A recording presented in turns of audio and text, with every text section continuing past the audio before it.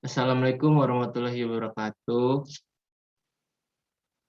Di, si- di sini kami dari kelompok 7 ingin mempresentasikan hasil kerja kami, yaitu pengenalan terhadap perilaku, bab 8 perilaku konsumen.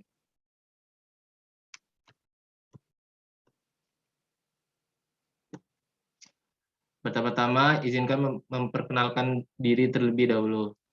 Yang pertama ada Kurnia Prastianti, yang kedua ada Putri Adinda Miranti, dan yang terakhir saya sendiri Leonardo Fernando. Perilaku konsumen yang terbuka memiliki arti tertentu. Ini mengacu pada tanggapan atau tindakan yang dapat diamati dan diukur dari konsumen. Salah satu masalah dalam mempelajari perilaku konsumen terbuka dalam menentukan tingkat analisis yang tepat. Perilaku konsumen yang nyata dapat dianalisis dengan baik pada tingkat gerakan sesaat, beberapa otot atau satu jari, hingga menggunakan produk seumur hidup. Pentingnya perilaku konsumen terbuka. 3 alasan mengapa perilaku konsumen terbuka itu penting.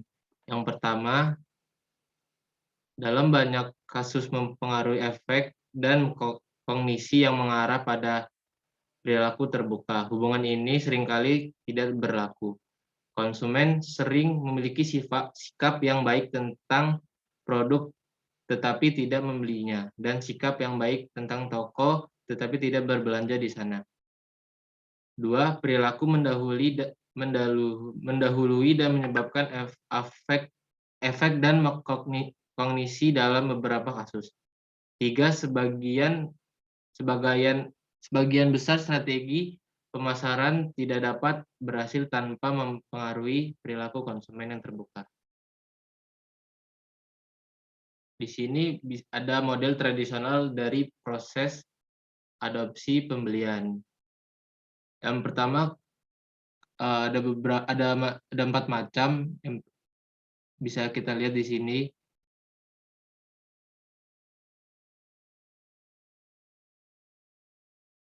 Selanjutnya, meskipun model dalam tampilan gambar sebelumnya berharga, adopsi atau pembelian juga dapat dianalisis sebagai urutan perilaku.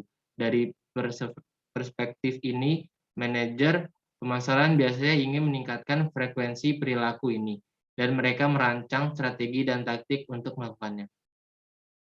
Meskipun strategi dan taktik untuk mengubah proses afektif dan kognitif seperti perhatian, pengetahuan, atau sikap mungkin merupakan langkah perantara yang berguna. Mereka pada akhirnya harus mengubah perilaku agar menguntungkan bagi pemasar.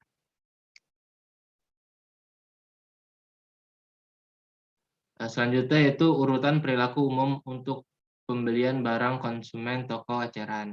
Di sini bisa kita lihat ada tabel tahap pra pembelian, terus pembelian dan pasca pembeliannya.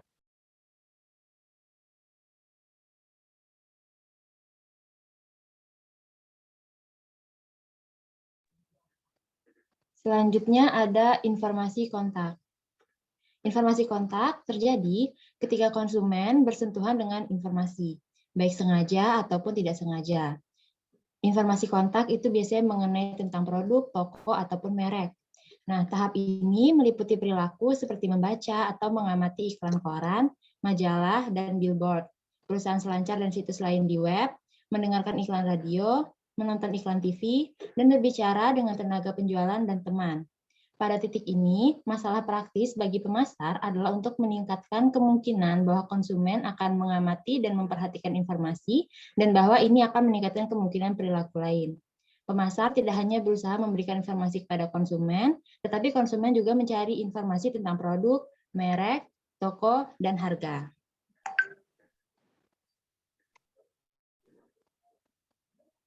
Nah, di sini terlihat gambar tentang faktor-faktor yang mempengaruhi pencarian informasi oleh konsumen.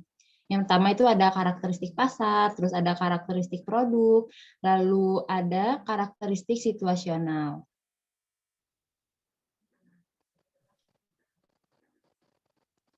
Lalu yang kedua ada akses dana.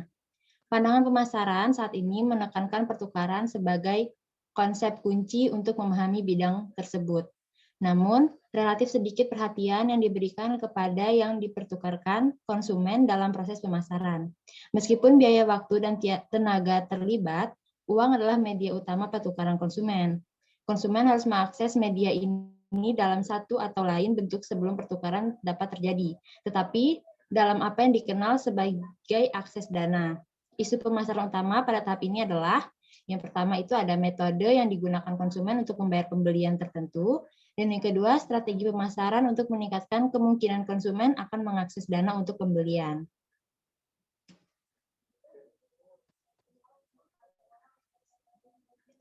Lalu yang ketiga ada kontak toko. Nah, kontak toko itu meliputi yang pertama outlet, terus yang kedua ada perjalanan ke outlet, yang ketiga ada memasuki outlet. Sifat konsumen dalam peran mereka sebagai pembeli mempengaruhi kemungkinan kontak toko. Beberapa konsumen mungkin menikmati berbelanja dan menghabiskan berjam-jam mencari di sebuah toko. Bagi orang lain, berbelanja mungkin membosankan. Banyak strategi yang dirancang untuk meningkatkan kemungkinan kontak toko. Misalnya, pertimbangan metode yang digunakan untuk meningkatkan kemungkinan pembeli dapat menemukan outlet tertentu. Memilih lokasi yang nyaman di area lalu lintas tinggi dengan tempat parkir yang luas sangat berhasil bagi banyak pengecer, seperti toko serba ada dan restoran. Keuntungan utama bagi pengecer dan yang berlokasi di pusat perbelanjaan adalah peningkatan kemampuan konsumen untuk menemukan outlet serta lalu lintas belanja tambahan yang diciptakan oleh kehadiran toko lain. Lalu yang keempat ada kontak produk.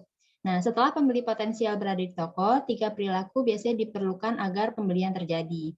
3 perilaku tersebut yang pertama, itu menemukan produk atau merek di toko. Yang kedua, mendapatkan produk atau merek secara fisik.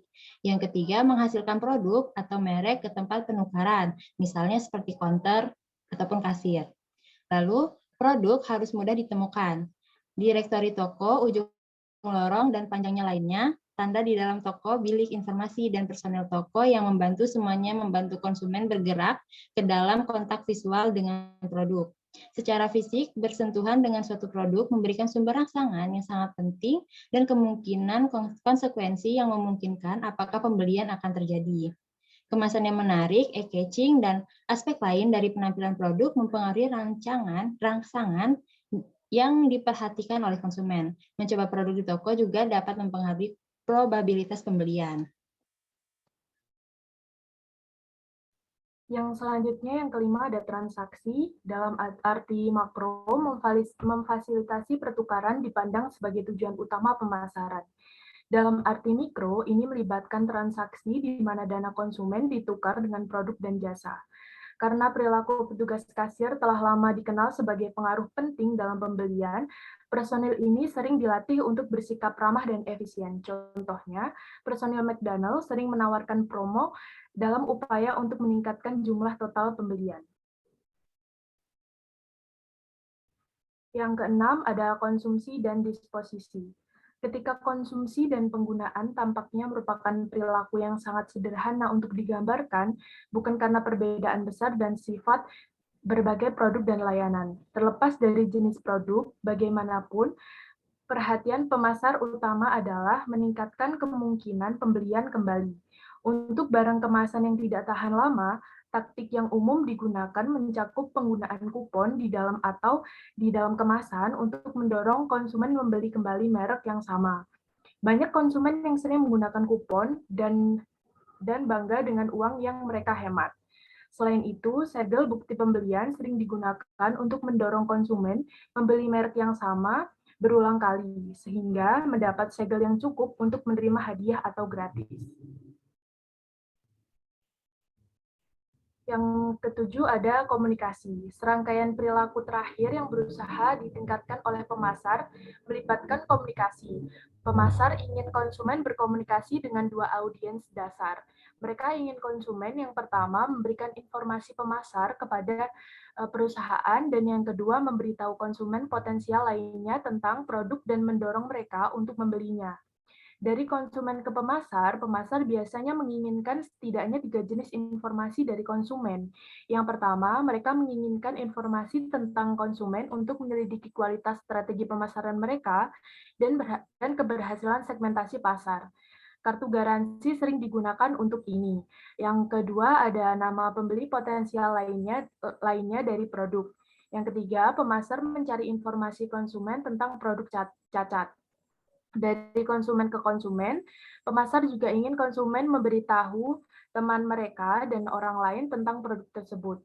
Produk yang efektif dan berkinerja baik dapat mendorong pelaku ini. Yang terakhir ada implikasi pemasaran. Model perilaku konsumen yang terbuka memiliki beberapa implikasi bagi pemasar, yaitu yang pertama, manajer pemasaran perlu mempertimbangkan dengan cermat secara tepat perilaku apa yang diperlukan konsumen untuk membeli dan menggunakan produk dan merek tertentu dan memiliki implikasi yang jelas untuk menawarkan produk di gerai yang sesuai.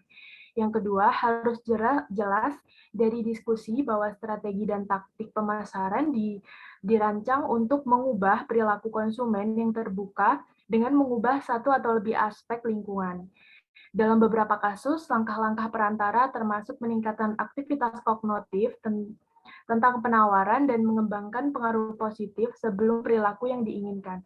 Ini bisa melibatkan penyediaan informasi tentang penawaran kompetitif yang menyorot keunggulan produk perusahaan.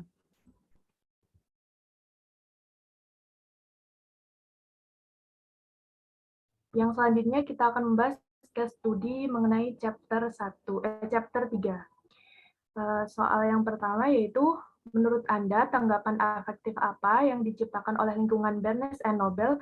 Bagaimana sistem kognitif konsumen menafsirkan tanggapan ini dari perspektif pemasaran, mana yang lebih penting bagi Barnes and Noble? Jadi jawabannya, menurut kami tanggapan afektif yang diciptakan Barnes and Noble tentang lingkungan toko tersebut adalah suasana ramah dan mewah sehingga mampu membuat konsumen yang datang merasa nyaman untuk berlama-lama di sana.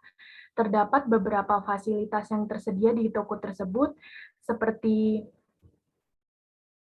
kursi yang luas, meja untuk membaca, alunan musik, kopi, pencahayaan yang cerah, dan toilet yang bersih.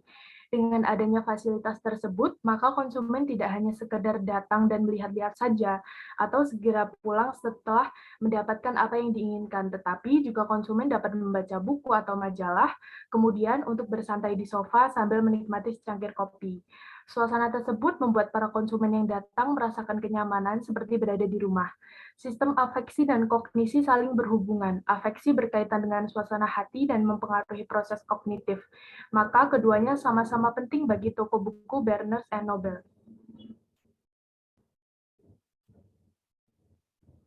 Selanjutnya, pertanyaan yang kedua adalah Rob pergi ke lokasi Barnes and Noble untuk hangout dan bertemu orang. Lisa pergi hanya ketika dia ingin membeli yang spesifik buku atau CD.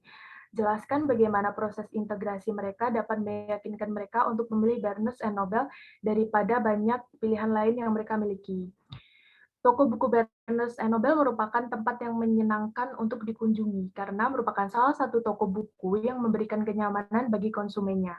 Toko tersebut memfasilitasi beberapa hal seperti kursi yang luas, meja untuk membaca, alunan musik, kopi, pencahayaan yang cerah, dan toilet yang bersih. Maka, untuk Rob yang akan berkumpul dengan teman-temannya, toko buku ini sangat cocok.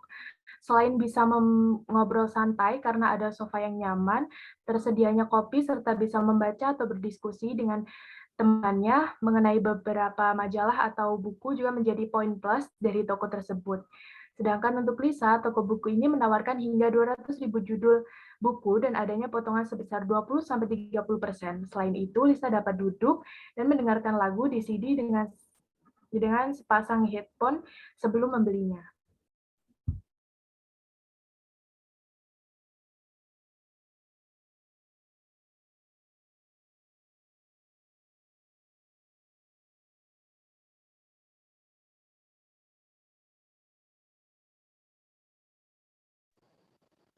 Nomor 3, pertanyaannya adalah, banyak aktivitas yang terjadi di toko Barnes and Noble. atau di barnesandnoble.com. Tidak memerlukan pembelian. Berpartisipasi dalam kelompok diskusi dan pergi ke pertunjukan di dalam toko dikenakan biaya. Dan jelas tidak ada biaya apapun untuk sekedar masuk, duduk di kursi, dan membaca buku. Jadi, mengapa orang membeli? Bagaimana aktivitas atau perilaku bebas ini mempengaruhi pengaruh dan kognisi konsumen? Jawabannya, ada kegiatan diselenggarakan oleh toko Barnes & Noble merupakan salah satu strategi pemasaran yang dilakukan untuk menarik konsumen.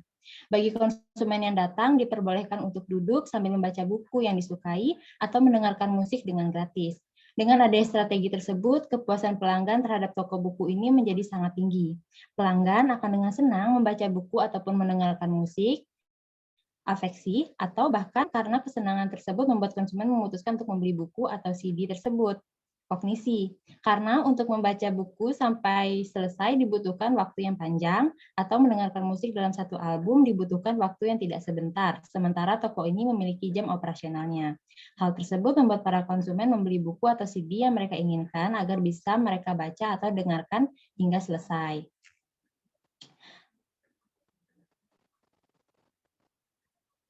Lalu pertanyaan nomor 4. Buatlah jaringan asosiatif pengetahuan Anda tentang Barnes & Noble. Bagaimana Anda memperoleh pengetahuan ini? Apa yang mungkin diaktifkan? Apa yang mungkin diaktifkan struktur pengetahuan itu? Bagaimana pemasar mengaktifkan struktur pengetahuan Anda? Bagian mana dari struktur pengetahuan Anda yang paling mungkin memengaruhi keputusan Anda untuk mengunjungi toko Barnes & Noble? Bagaimana bagian mana yang paling mungkin mempengaruhi keputusan Anda untuk pergi ke barnesandnoble.com situs web? Jawabannya struktur jaringannya itu seperti ini. Lalu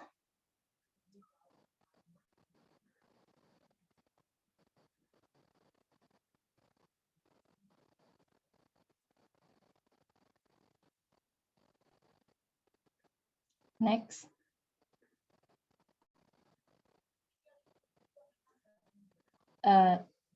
Struktur satu dengan yang lain itu saling berhubungan sehingga membentuk suatu pengetahuan yang utuh. Pengetahuan yang mempengaruhi keputusan konsumen untuk mengunjungi situs adalah 200.000 judul buku yang dijual di toko buku tersebut, sehingga konsumen dapat dengan mudah mendapatkan buku yang mereka inginkan tanpa harus datang ke toko buku.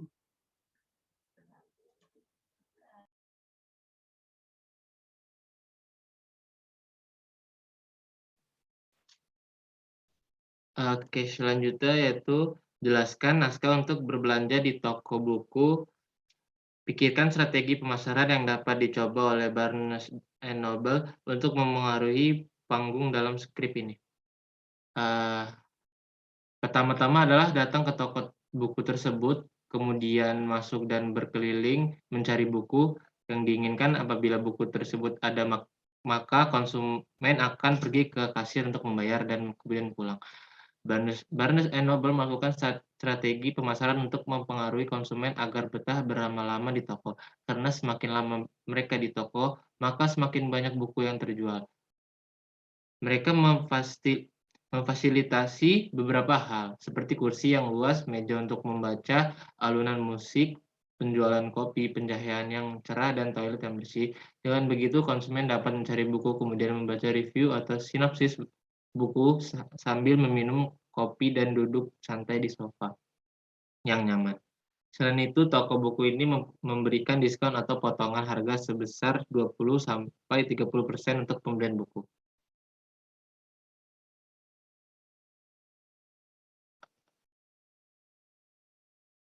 Situs web barnesandnoble.com merupakan sebuah situs berbelanja online khusus untuk pembelian buku. Pada situs tersebut terdapat yang pertama buku-buku seperti textbook, buku-buku untuk ibu rumah tangga, buku untuk remaja, buku untuk anak-anak, dan majalah, dan lain-lainnya.